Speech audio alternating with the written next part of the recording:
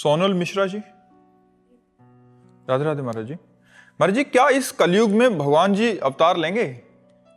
ऐसा तो शास्त्रों में लिखा है कि भगवान लेंगे अवतार। भगवान के कल की अवतार की चर्चा आती शास्त्रों में, तो ऐसा लिखा है भगवान लेंगे।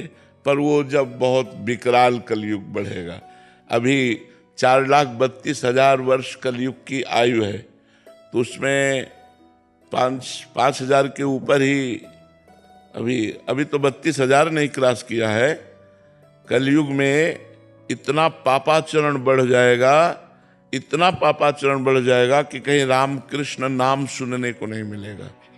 देखो धीरे धीरे उसका प्रभाव बढ़ रहा है।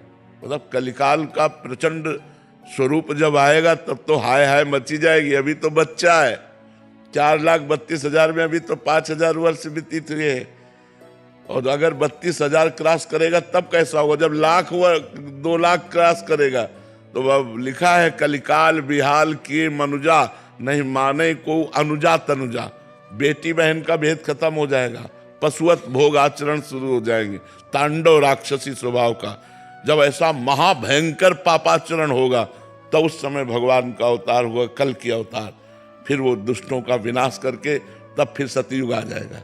वो आखिरी में 4,32,000 पूरे होते होते आखिरी में भगवान का अवतार होगा। जब भगवान का अवतार होगा उसी समय से सतयुग लग जाएगा, कलयुग की पूर्णता हो जाएगी।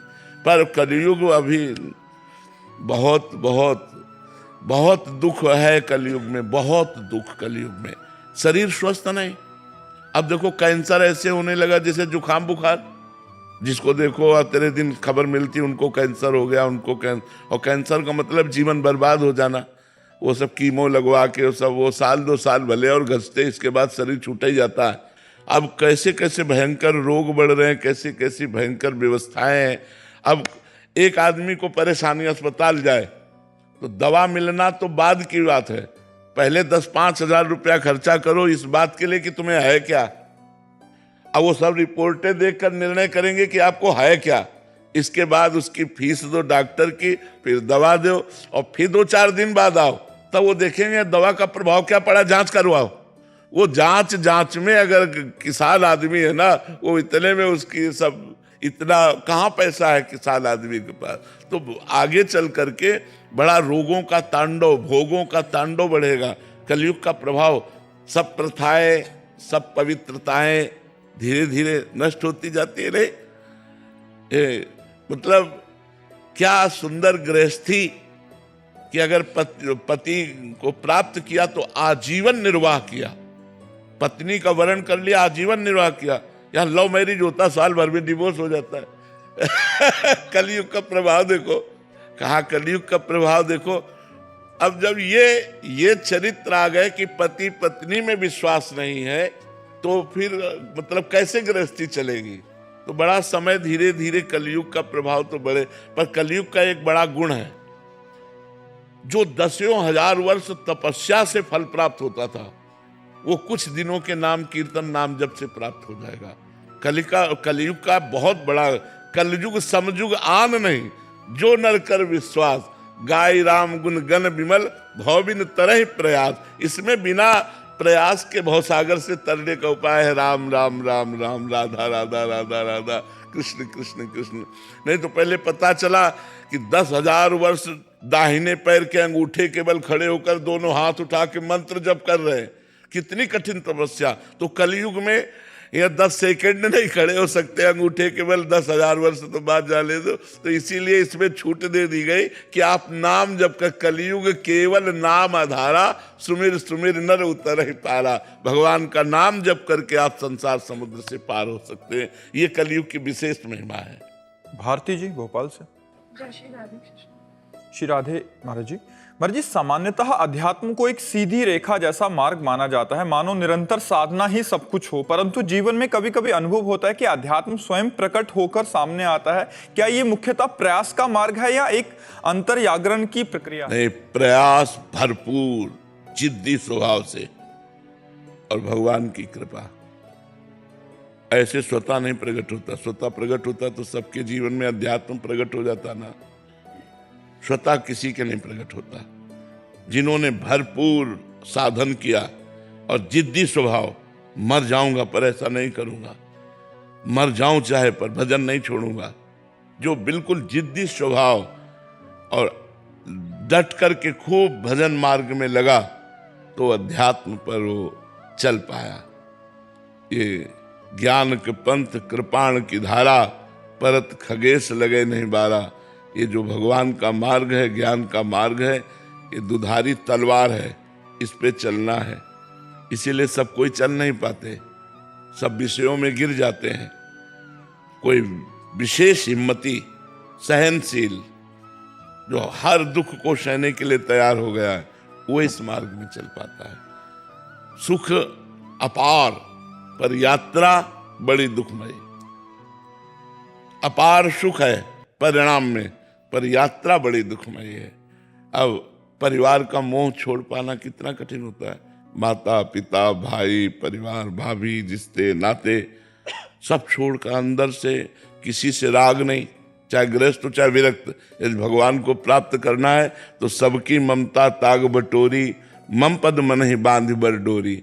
सबका प्यार समेट कर भगवान के चरणों में लगाना होगा। इसके बाद कोई मनोरंजन नहीं। देखो कैसा जीवन होता है, कोई मनोरंजन। अब हम लोग कोई मनोरंजन, 1 मिनट कभी टीवी नहीं, 1 मिनट कभी मोबाइल का कोई मतलब नहीं। बिल्कुल संसार में क्या हो रहा है हमसे कोई मतलब नहीं। हमें बस अपने चिंतन में लगे रहना है रात दिन। न कोई मनोरंजन है, न कोई हंसी मजाक है, न किसी तरह के किसी इंद्री का विलास है। सब रोक करके फिर भगवान के मार्ग। कितना कठिन है, कोई खिलवाड़ समझ में थोड़ी आता है। जब तक भगवान से प्रेम नहीं होता तब तक मन कहता कोई तो यार हो, दोस्त तो हो, कोई तो हो जिससे हम अपनी बात कह सके। कोई सुनने वाला नहीं। जब भगवान से परिचय होता है, जब प्यार होता है भगवान से और भगवत साक्षात्कार होता है, तब बात मिट जाती है। ये बड़ा कठिन जीवन, जैसे हम लोग जीवन जिए ना, सुन करके तुम कांप जाओगे कि ऐसा भी मनुष्य जीवन होता है। सर्दी में कोई वस्त्र नहीं, न कंबल न स्वेटर, किसी न साल, किसी भी तरह की कोई गर्म कपड़े नहीं। हर कष्ट सहने का जब अभ्यास कर लिया जाता है कि मुझे दुख सहना है लेकिन प्यारे से प्रेम करना है, तब वो इस मार्ग में चल पाता है। ऐसे नहीं है कि अध्यात्म स्वतः प्रकाशित हो जाता है। अगर होता तो सबके हृदय में हो जाता ना। सब अध्यात्म में नहीं, स्वतः विकारों के अधीन होता है। अध्यात्म में तो चढ़ना पड़ता है। अध्यात्म ऐसे है और विषय ऐसे है। छोड़ दो तो मन विषयों में स्वाभाविक चला जाएगा। अध्यात्म में उसे चढ़ाना पड़ेगा। अध्यात्म ऊर्ध्वगामी है, ऊर्ध्वगामी, और विषय अधोगामी है। विषय पतन का मार्ग है, अध्यात्म उन्नति का मार्ग है। तो उन्नति के लिए चढ़ना होगा। चढ़ने के लिए हमको जिद्दी स्वभाव और दुख सहने का स्वभाव, चाहे जो कुछ हो जाए मैं इस बार भगवान को प्राप्त करके रहूंगा, ऐसा स्वभाव, तब वो भगवान के मार्ग में चलता है। नहीं तो ये इतना कठिन मार्ग है। तुम आज देख रहे हो ना, ये तो आज का, ये तो आखिरी फिल्म का रोल है। फिल्म की जो शुरुआत देखो ना तो आप कांप जाओगे कि बड़ा कठिन जीवन है वैराग्य का। अब ये लोग तो हमारे पास है ना, इन लोगों को कोई कष्ट थोड़ी है। जीवन में कभी गरम गरम रोटी निकल के नहीं पाए कि वो रसोई से निकलने हम पा रहे हैं, कभी नहीं। 7-7 दिन हो गए, भोजन नहीं मिला। गंगा के किनारे गंगा जल पान करके प्राणों की रक्षा करना, हर समय नाम जप करना, भजन करना। तब परमार्थ का जो मार्ग है वो ऐसे नहीं। जीवित मर जाए उलट आप में समाए, यही दिलगिरी है। पर परमार्थ का जो मार्ग है वो केवल 2-4 माला घुमा लेना है। जीवित मर जाए, जैसे मरे हुए पुरुष में कोई कामना नहीं होती, मान अपमान का बोध नहीं होता। ऐसे हमें एक संत मिले, उन्होंने कहा, नई अवस्था थी, तो उन्होंने कहा तुम बाबा जी तो बन गए हो लेकिन निर्वाह करना बहुत कठिन है। कहा क्यों महाराज जी? उनका जैसे कुत्ते को रोटी डालो वो पाने के लिए आ जाएगा, और डंडा मारो चला जाएगा, फिर पुचकारो फिर आ जाएगा, फिर उसको दबका दो फिर चला जाएगा। ऐसे साधु का स्वभाव होना चाहिए कि एक आदमी 10 बार अपमान करे और फिर बुलावे तो अपमान भूलकर तुरंत उसके दरवाजे खड़ा हो जाए। कभी उसको ये भान न होना चाहिए कि ये 10 दिन से मुझे गालियां दे के भगा रहा है, मैं इसके दरवाजे कभी नहीं जाऊंगा। ऐसा और कहा सुनो, मन को ऐसे मारना है जैसे सांप को बंदर पकड़ लेता है और वो पेड़ पर घसता है उसका मुंह, फिर कान में लगाता है, अगर सूं हुआ जरा सा फिर घसता है। बोले ऐसे मन को पकड़ करके अगर तनिक भी विषय की चंचलता रह गई, मारो मन को। मन मार्या तन बस में की ना हुआ भरम सब दूर, बाहर से कछ दिखत नाही अंदर चमके नूर। आपो त्याग जगत में बैठे नहीं किसी से काम, उनमें तो कछु अंतर नहीं संत कहो चाहे राम। जिन्होंने मन को मार लिया, जिन्होंने इंद्रियों को वश में कर लिया, जो अपने देह राग को भूल गए, जो संसार के सुखों को रौंद डाला, वो परमार्थ उनके हृदय में अध्यात्म प्रकाशित होता है। तो इसलिए हमारी प्रार्थना है कि ये न समझा जाए अगर स्वतः प्रकाशित होता तो सबके हृदय में प्रकाशित हो जाता। जो जितना कठिन तप करता है, जो जितना प्रयासरत है, उतने अध्यात्म में आगे बढ़ पाया। श्री अनुराग टाक जी रतलाम से। राधे राधे महाराज जी। महाराज जी, मेरे भीतर कई समय से एक गहन जिज्ञासा जन्म ले रही है, उसी विषय में आपसे मार्गदर्शन चाहिए। गुरुजी, शास्त्रों में कहा गया है कि मनुष्य जन्म असंख्य योनियों के बाद प्राप्त होता है और इससे दुर्लभ एवं परम सौभाग्य माना गया है। मेरी जिज्ञासा है कि इस जन्म को इतना उच्च और इतना मूल्यवान और इतना पवित्र क्यों माना गया है? कौन सी विशेष क्षमता, कौन सा आध्यात्मिक अवसर? क्योंकि किसी भी योनि में भगवान का भजन नहीं हो सकता, चाहे वो देवता योनि क्यों न हो। देवता केवल स्वर्ग में अपने पुण्यों का भोग भोग सकते हैं, वो नया कर्म नहीं कर सकते। नया कर्म केवल मनुष्य योनि में हो सकता है। आप यहाँ भजन करके ब्रह्म बोध संपन्न महापुरुष हो सकते हैं। आप यहाँ भजन करके भगवान को प्राप्त हो सकते हैं। आप यहाँ पापाचरण करके नरक को प्राप्त हो सकते हैं।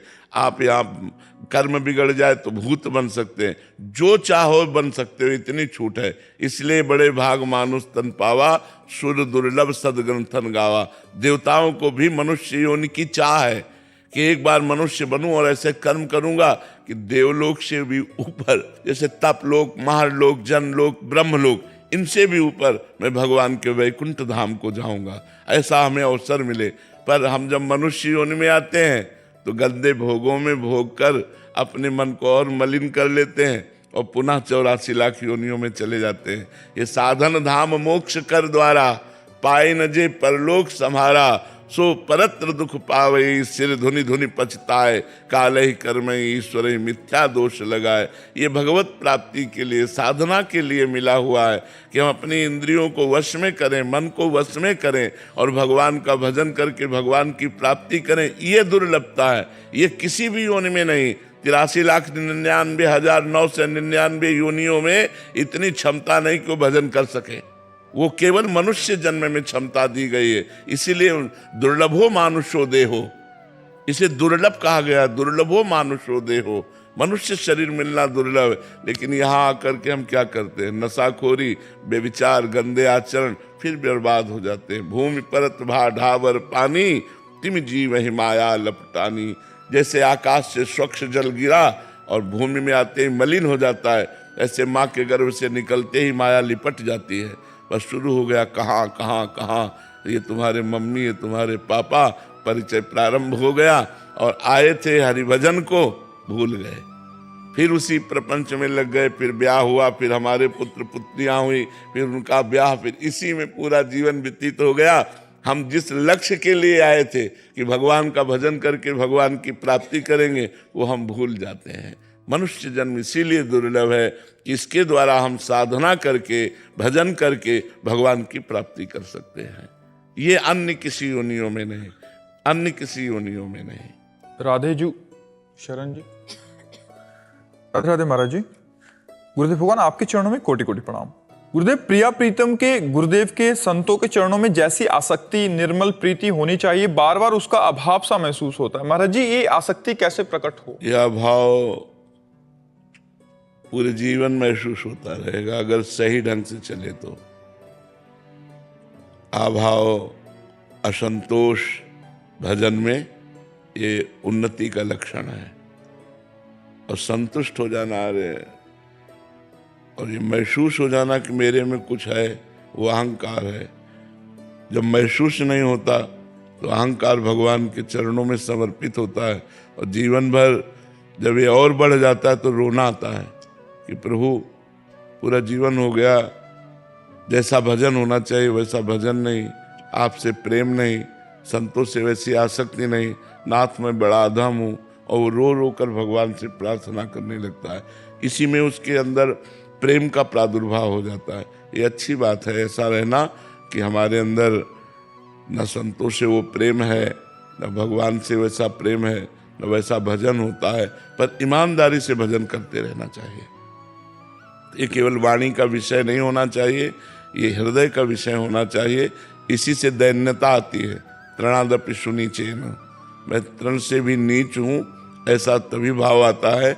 निरंतर नाम जप करना चाहिए, हमारे प्रयास में कमी नहीं होनी चाहिए, और भाव यही रहना चाहिए कि जैसा भजन होना चाहिए वैसा भजन नहीं है। यदि ऐसी स्थिति रही तो अच्छा साधक बन जाएगा। और जहाँ थोड़ा सा भजन करके संतोष हो जाता है और अहंकार हो जाता है, वो फिर पतित हो जाता है, वो परमार्थ पर चल नहीं पाता है। इसलिए ये भाव उत्तम है, पर प्रयास हमारा अथक होना चाहिए। रात दिन कभी शास्त्र स्वाध्याय, कभी नाम जप, कभी सत्संग सुन रहे, कभी समाज की सेवा कर रहे हैं, परिवार की सेवा कर रहे हैं, वो सब भगवान को अर्पित करे, भगवद स्मरण परायण रहे, तो साधना उत्तम हो जाती है। हरसुख दास जी महाराज, राधे राधे महाराज जी। महाराज जी, जब 84 धुनी तपस्या करते हैं तो गुरु प्रणाली का जाप करना चाहिए या कोई जाप का महत्व ज्यादा होता है? नहीं, गुरु प्रणाली का, जो गुरु जी ने मंत्र दिया है उसी का जाप करना चाहिए।